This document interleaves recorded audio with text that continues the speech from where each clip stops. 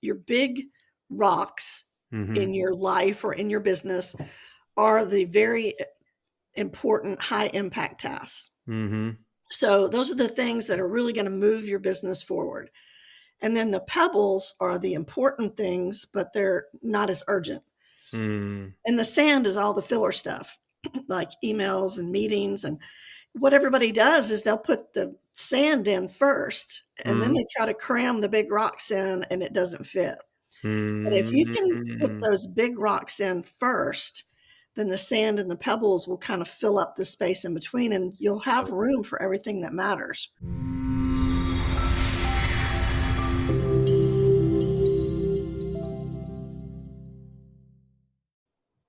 Welcome to the show, my buzzworthy entrepreneurs. Today, we have Cindy here, and we're going to be talking about productivity. And as entrepreneurs, we all know productivity is something that sometimes we kind of lack because we get what I call the squirrel syndrome or the shiny object syndrome, new shiny object syndrome, and that kind of. So Cindy is an expert in helping entrepreneurs, specifically those with ADHD, which is something that I am undiagnosed, but I know I have. So I'm very excited to have you on the show, Cindy. Welcome. Thank you for having me. Nice, great to have you. And where are you calling in from, Cindy? I'm in a suburb of Memphis, Tennessee. Memphis, Tennessee. I've been through there. Good barbecue. Very good barbecue. Yes. Yes, awesome. So let's talk about let's just kick off with what is the biggest time suck in productivity, energy that you see with entrepreneurs? Well, the answer may surprise you. I think the biggest distraction for entrepreneurs is themselves. Okay. It's not social Elaborate. media, it's not email, and it's when we don't have clear priorities. That's Mm-hmm. when we create our own distractions. Mm-hmm. So I really advise people to try to manage their focus more than trying to manage their time, because we mostly have an attention problem, not a time problem. I agree with that. Just recently, I'm in the middle of finishing up a full length book that I did not intend to write. I was just writing a white paper on A/B testing, and it turned into a short book, which then turned into a full length book in just a matter of a few Wow. weeks. So yes, I will attest to Cindy's declaration that we get in our own way with our own ideas, with our own ambitions, with all of the things, and it is focus. It's funny you use that word because focus is on a board right behind my camera here. That is the theme of this entire year is focus. And Q1 was alignment. So it was like, okay, Mhm. let's get focused on one thing. And I've actually created an acronym for focus. Fix one clear, urgent struggle. And I think this Nice. might actually help our listeners in what do you focus on, right? Mhm. Because what do we focus on? We focus on we're struggling on usually, right? Yeah, it's funny that you said that because I have an acronym for focus as well, and I've created what I call the focus sprint strategy. Ooh, I love And it. so focus, it's the F is find your energy zone. So Oh. first, before you even try to prioritize anything, you have to probably for about a week just pay attention to when are you the most alert. Mm. Morning person, afternoon, and when is your energy the highest, your mental energy, your physical energy, your emotions, and then when do they dip? Because if you're wasting your peak hours doing admin tasks and emails and things like that, Mm. that's like using a bulldozer to pull up weeds in your garden. I love it. It's mismatched.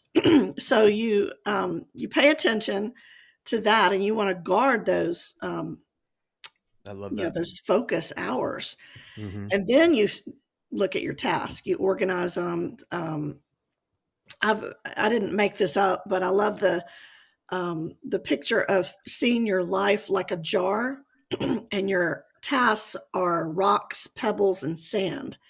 I don't Mm. know if you've heard of that, but Yes, a professor did that analogy in front of his Mhm. class as rock, pebbles, sand, and water is the last one. Yeah, and so you fill it up with sand, and I think he asked the class, "Is it full?" And they said, Yeah. "Yeah," and then he's like, "No," and the whole idea is that your big rocks Mhm. in your life or in your business are the very important high impact tasks. Mhm. So those are the things that are really going to move your business forward. And then the pebbles are the important things, but they're not as urgent. Mm. And the sand is all the filler stuff, like emails and meetings. And what everybody does is they'll put the sand in first, and then Mhm. they try to cram the big rocks in, and it doesn't fit. But if you can put Mm. those big rocks in first, then the sand and the pebbles will kind of fill up the space in between, and you'll have Love it. room for everything that matters. Love it. So whenever I'm talking about this to an audience, I tell them, write down your three big rocks for tomorrow. Just do it right now. Write it. And maybe your audience wants to do this too. But you write down those three big rocks. And then the focus sprint is where the magic comes in. You take one of those rocks the next day, and you set a timer for 25 minutes, and you get rid of all the distractions. No scrolling, put your phone in the other room if you have to, close all the tabs, put on noise canceling headphones, tell your family to leave you alone, whatever you got to do, close the door. And you just focus on that one thing, and that's it for 25 minutes. And it almost like tricks your brain, because your brain doesn't feel overwhelmed because it's only 25 minutes. And Mm. it's long enough to really get something done, but it's short enough that you don't feel overwhelmed. Mhm. But if you can knock out your three big rocks, and don't try to do more than three, but just three big rocks Mhm. first thing, then even if you don't get anything else done, you've already won, you know? Mm. And it really does work. So 25 minutes, and then you take a 5-minute break, and that's what Mm. keeps you from burning out. And then you do it over again. Gotcha. So it's like you're riding your energy wave. If you ride it at the wrong time, you're going to wipe out. Right. So then once you've done that, you got your focus, or you got your you're finding your space, and now what's O? So O is organized tasks. Okay. And then I kind of cheated on the C. The C is commit to focused sprints. Okay. so, so it's really 3 steps, Gotcha. not 5. But uh, it's simple. It sounds so simple, but it's amazing if you can just try it for a while. It makes a huge difference. Gotcha. And so I think the biggest thing is that we get lost in entrepreneurs get lost, I should say, in general, in what rocks to focus on. I'll give you an example. Mhm. I was talking to one of my clients, and he's just getting started, and we're talking about lead generation, because leads are like the thing. We need leads, we need Yeah. visibility, we need opportunities to sell our wares, and when we don't have that, there's no business, right? And so we came up with strategy to get him in front of people on a regular basis. But then I happened to mention social media as an afterthought, like this will be the next thing. And he in his brain was like, well, maybe I should do the social media first. And I was like, well, wait a second. If you have social media, but don't have a lot of followers, which you didn't, and you don't have any clients to push to your social media, what is the social media going to do? So I think we don't. None of us come into entrepreneurialism going, yeah, I went to school and I am an expert now. I got a PhD in being an entrepreneur. Now, Right. there is such a degree. I have a degree in small business management with an emphasis in entrepreneurialism. I'll tell you right now, it doesn't teach you all the things you should be doing in what order they should be doing. So how do we choose the right rocks in the right order? Yeah, well, if you're an entrepreneur, 80% of your activities need to be revenue producing. So that's one metric you can use, if you're wasting 2 hours on Canva trying to get the perfect font and color for a social media post, that is not going to move the needle in your business, No. And so that's one thing to look at. One of the things that I use, or I have my clients use, is the Eisenhower matrix. Mm. And President Dwight Eisenhower, he's got this famous quote where he said, "What is urgent is seldom important, and what is important is seldom urgent." Ooh. So that's kind of how he distinguished his tasks. And so the matrix it's just got 4 quadrants, Mm-hmm. and the way you categorize it is urgency and importance. Mm-hmm. So you can just brain dump all your stuff that's swimming around in your head, and then you can plug them into those 4 quadrants. And then Mm-hmm. the one that's important and urgent, pick your top 3, write Mm-hmm. those down, and then I like to write them down the night before so that I come in and it's sitting right there on my desk. Those So 3 this is things. something you do every day. I do. I do it every day. Gotcha. And then, It so reminds me of Stephen Covey's 4 quadrants, but his is yeah, it about, is very similar. yeah, but his So, are about skill set and delegation. So it's yeah, like, yes, yeah. it's something I'm good at. No, something I enjoy and really good at. And then in the bottom, and that's in the top left, and then in the bottom right hand corner is something that I'm really bad at and I really don't like doing. Mhm. And you're like, okay, so whatever's in that box, delegate, Yeah, and then delegation only pick a couple is from the part top of it, left box. If it's important and urgent, that's Hmm. your priority. Right. If it is important but not as urgent, then you Mm, schedule it. gotcha. You schedule it for later. If it is not important but urgent, those are the things you can delegate. And if Right. it's not important and not urgent, guess what? Don't do it. Just Take it don't off do your it. Don't list. do it right now. Well, It put it goes in a on the file. to-do list. Yeah, Yeah. put it in a file, and once a month, you go through your big ideas files. Gotcha. Yes. I think that's like the biggest thing is like having a suppository of ideas, somewhere to Mhm, put things. So I have whiteboards all around my studio, and some of them are strategic whiteboards, some of them are objective whiteboards, and I have one that's a brainstorming whiteboard where it's just kind of like, if you mhm, think about a computer, there's long term memory, which is the strategic space, and then I have the objective, which is kind of my medium memory, like things I just need to keep like in front of my brain and it's consistent. And then I have my brain store, which is like the short term memory or the RAM, right, in a computer. mhm, mhm. And so that board I like to erase at least every couple weeks. So if it's been on there for 2 weeks, that means it needs to go away.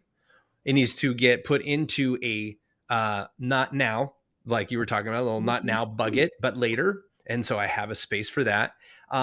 Or it goes into the immediate objectives, which very rarely does it do that. But it gives me a place to where it can sit there and then ruminate. That's the word I was looking for. And to find out if it's important. Because sometimes I think that we go, yeah, that's important, but I don't know how urgent it is. And so if Mhm. you let it sit there and go, okay, well, it's obviously not super urgent. It's not top left corner urgent, right? But Yeah. we know it's important. I just don't know how important it is. And so you can kind of give yourself that space Yeah, to because if kind of you let it linger and go, no, actually, it's not as important as I thought. Because when we come up with Right. the idea, it becomes like the thing, like, this is the thing we got to do. This is the thing. And I think that Mhm. people forget, like, there is no one thing in business. Like I know in the movies we hear about like the origin stories of great companies and stuff like that, and they talk about the one thing, and it's like they skip from the one thing to them being successful, and then everything falls apart, and that's the Mhm. story, right? And it's like that was it's called the dip. Alan Dibb wrote a book called The Dip, and the dip is the drudge between you coming to a new objective and being super excited about it, and you're like, yes, we're talking about it, we're da da da, to the drudge of just like doing the same Yeah. thing over and over. But it's the person who can drudge long enough and farther than everybody else that becomes the person at the other end that everybody looks up to, Yeah. because Makes me everybody think of else that quits. movie, City Slickers. Did you ever see that? There you go. Great movie. Great movie. And I Yes. think it was Kurt Russell, and he said, "One thing." one thing. Just do one thing. That's where, like for me, I'm trying to help folks. If you're an entrepreneur under $1 million, fix one clear, urgent struggle of your audience. If you're serving entrepreneurs and you are an operations person, or like for focus, that might be their big struggle. And if that's the one thing that you fix, you become extremely memorable. You become the authority for the thing, and you become extremely easy to refer to.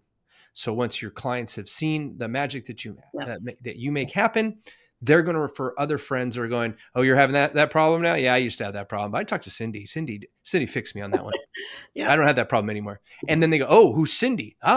And now all of a sudden you get there. But if I say, I'll use myself, if I'm a marketer who helps people with their operations and their sales, and I do one of those things really well, am I going to get the referrals for the other things? No, they're not. It's when you try to be everything to everyone, it doesn't happen. Because you become, when you try to be everything to everyone, you become no one to everyone, because you just blend into the noise. So, all right. So we get people to focus. We got them. We were working on rocks, and you said there was a third step, and you said that's the commitment. Commitment's a hard word. How do you walk yes people and no. through that commitment process? Yeah, I mean, no one was born knowing how to do all of this stuff. So it takes some practice. Sure. But what happens is that, the old way's not working, and you want to see results. So if you're willing to try something new, you see that it works, then it gets exciting. Right. Then you're more motivated. But I have all these little mantras that I use with my clients. And one of them is, waiting for motivation is never a good strategy. No, absolutely. Because if you only do things, or only, commit to things when you feel like it, then you're never going to be successful in business at all. And so you have to learn how to be a little uncomfortable for a short time, and then that momentum will kick in. I think I forgot who said this, but somebody said time management is like pain management.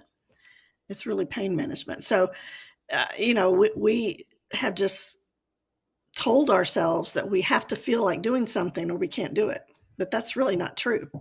And so once you experiment with new things and you start to see results, then your brain remembers, oh, last time I didn't feel like doing this either, but it only took me about 5 minutes, and then I was into it, So you have to act before you feel motivated.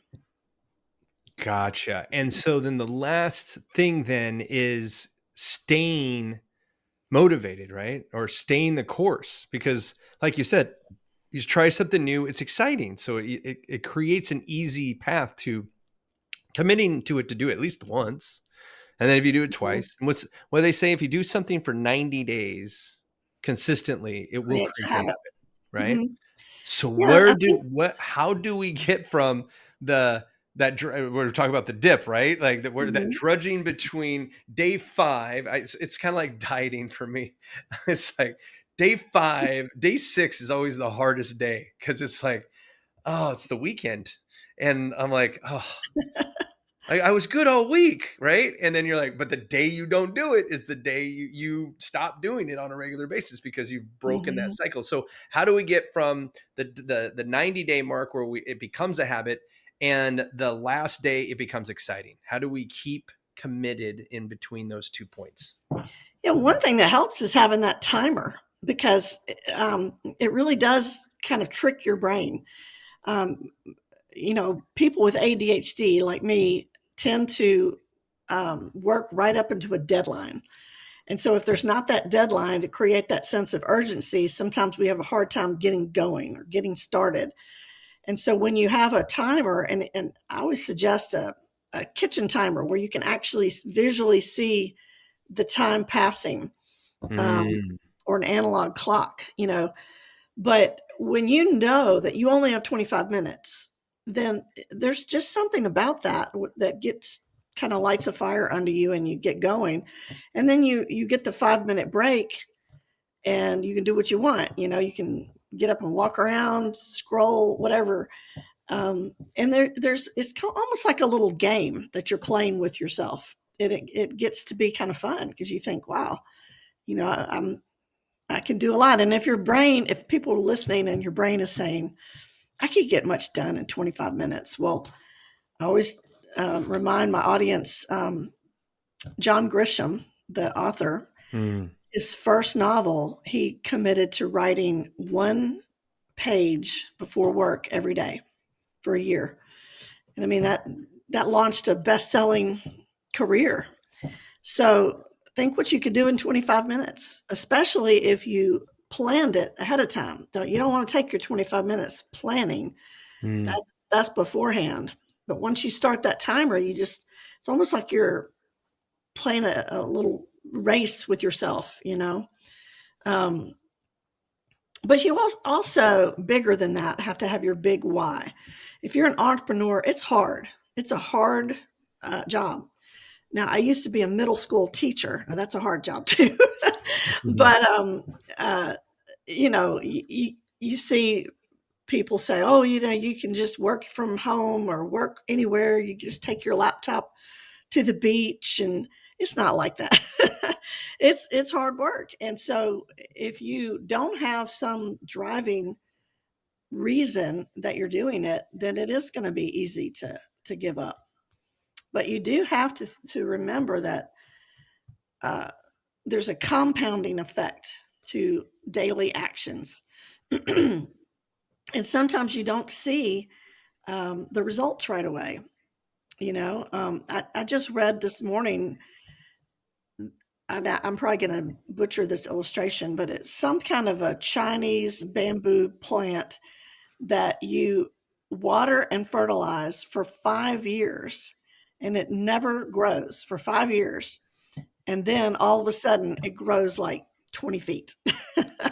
And that's kind of how it is in business. I mean, if you didn't water and fertilize every day, then it wouldn't grow. But sometimes you're doing these actions and you're like, I'm not seeing results. But if you're convinced that it's the right action, you got to keep doing it.